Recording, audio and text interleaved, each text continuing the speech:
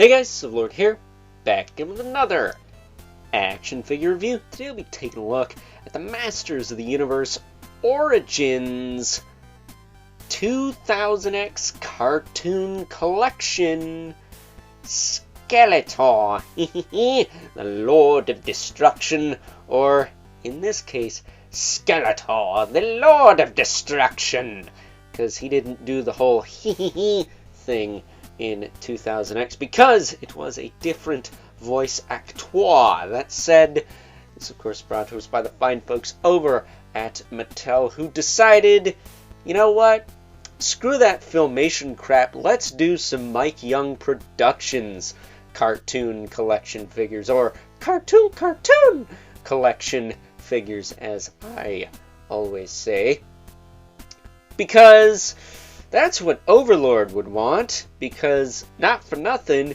it's been a good 20 years since 2000X.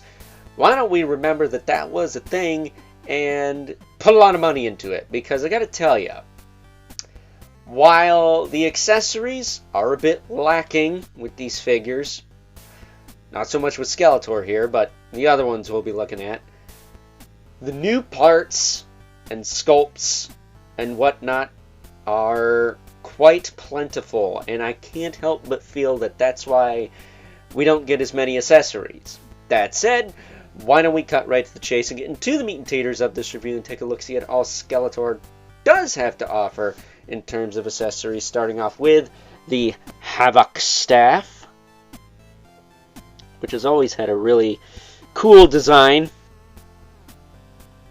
at least to me. It's definitely a departure from the Mickey Mouse looking vintage version, or the big old cranium of the Filmation one. I will say though, mine was a little warped out of package. It still kind of is. It's not perfectly straight, but it's a lot straighter than it was. And if you want to, you can turn the ram's head on the top. But very, very cool look for the Havoc Staff. My personal favorite, if I'm being honest. And then we also have the Split Sword, which when this guy was redesigned, this was supposed to be like the Power Sword, and you got both halves and took over Grayskull, but they scrapped that idea for the show. And it's just a sword that splits apart,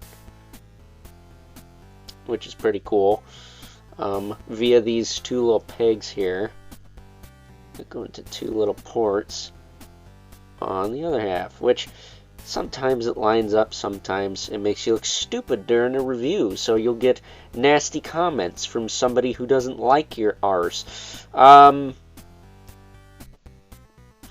don't know who that would be, but just know I'm waiting. That said, I literally can't get this back together. What the heck? There we go. I'd take a behind camera, but there it is. Combined once again. With their powers combined, they are a tuning fork.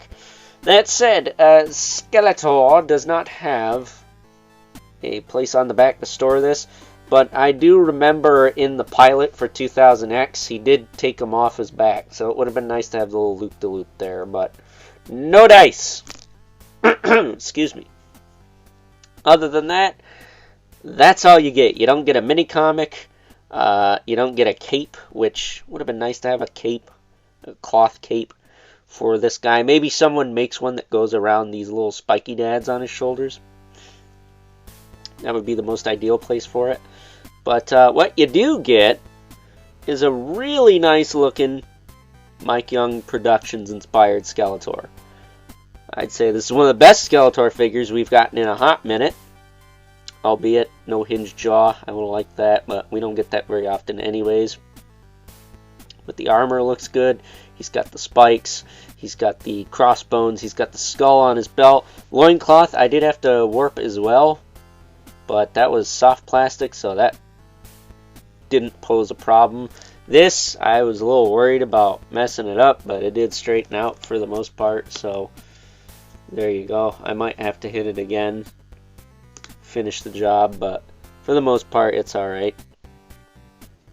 Does have the 2000X shin guards, and then he does have The He-Man gauntlets, it looks like he's got a bigger one over here and then a shorter one over here. I don't know if that's accurate. I thought they were symmetrical, but it's been a while since I watched the show. I'll have to check that. But as far as articulation goes, his head can look up and down, it can tilt, it can rotate, all that good stuff. Shoulders can pop out, back down, rotate forward and back. It's got the single jointed elbow with rotation. Whoop. Swivel at the wrist, and this one has the up and down hinge for holding stuff. So that's cool. I wish they both did. This one has the in and out, but I guess it's better to have one than none. And I'm actually gonna hold up. He's got a waist twist, but I'm gonna pop him apart and point something out for you guys out there. Alright, so lately, I don't know why, probably because of durability, Mattel has switched the ports on Origins to this softer plastic, and I first noticed this on the sketchbook He-Man. He had this. This whole 2000X line appears to have it too. And for the most part, mine stay together. Knock on wood, it stays that way. But some people have been having trouble getting them to lock into place. It's probably because the belt's riding too high. So what I would recommend, as I put him back together here, what I would recommend is you heat it up and get it to go over the torso. More so than the waist. That way you're pushing down on, you know, the torso and the belt, and it will stay warped around stuff and help kind of pinch it together. Skeletor didn't have that problem. My Evil Lyn had that problem. Her belt was a little high. But Beastman kind of had that problem. But, yeah, if you're having that problem, that's what I'd recommend you do. That said, as far as the hips go, you can kick out, back down, forward and back. He's got the single jointed knees with rotation. He does have a boot cut, which is nice and tight on him. And then he does have a hinge in the foot with the rocker joint. And he's got the exposed patas, aka toeses there. And as far as new parts go, the shins are new. The feet, I assume, are new. Maybe they're reused from Stratos. They could be reused from Stratos. The belt is new. The armor is new. The head sculpt is new. And obviously the weapons are new. So he's got a decent amount of new parts going on, which is nice. It's nice to see Mattel throwing money at something I like for a change. But giving him his Havoc staff. Again, I might need to warp that, but not for nothing. The original one's kind of warped like that, so I don't know if that's just how this staff is or what, but I prefer that to be a little straighter myself, but it is what it is. But nevertheless, a really solid version of Skeletor. I really like this figure. Figure of the year? Maybe. Maybe. He's got competition, though. Merman's coming, and, well, I do have Clawful sitting off screen, just off screen here. So we'll have to wait and see if he is beat out by one of them. Because it's like, yeah, I like Skeletor, who doesn't? But I like to give the spot to one of my more favorite characters. One of the more oddball characters that happens to be one of my favorites. Like saying Skeletor's your favorite bad guy is like saying the Joker's your favorite Batman villain, you know. But standing him up there, he looks great. Really, really great. So, with that being said, it's time now that we move right along and take a look at some size comparisons. First up, here's good old Skeletor, the Lord of Destruction, alongside a couple of his fellow evil warriors that we will be taking a look at here on the channel. We got Evil Lyn and Triclops. Evil Lyn looking a little inaccurate, but as far as the scale goes, well, it's Origins. It's good enough. The chicks are a little smaller. The dudes are all about the same. It's fine. It's a cheap line that looks like Mike Young Production / 2000X Masters of the Universe.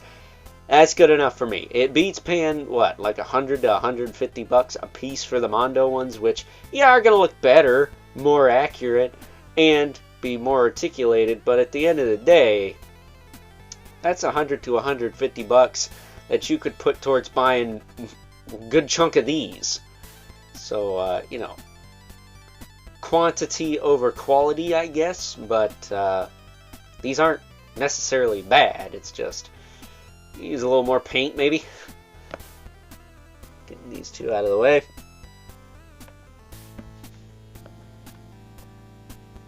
I also don't find the sculpts are as soft as Filmation cartoon collection, but maybe that's just me. But bringing in our two regulars, we got the Mythic Legion's Brother Mandibolith, and of course, whoop, the infamous 11 Spawn. As usual, towers over everyone. So, with that being said, it's time now that we wrap things up with some final thoughts.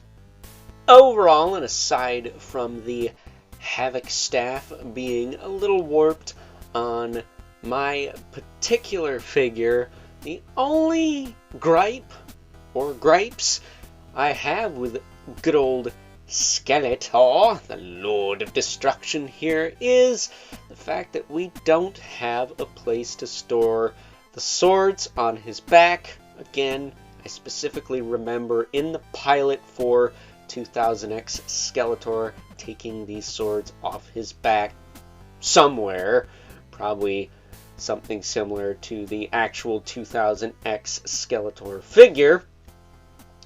But other than that, I would have liked a cape. In 2000X, Skeletor rocked a cape quite often. Gonna have to MacGyver something for that, I suppose. But other than that, I think this is a really solid rendition of the Lord of Destruction, albeit a hinged jaw would have been nice, but we don't get that a lot in Origins as it is, so that's probably nitpicking. So, with that being said, hope you guys enjoyed this review, and until next time, I'll catch you guys later.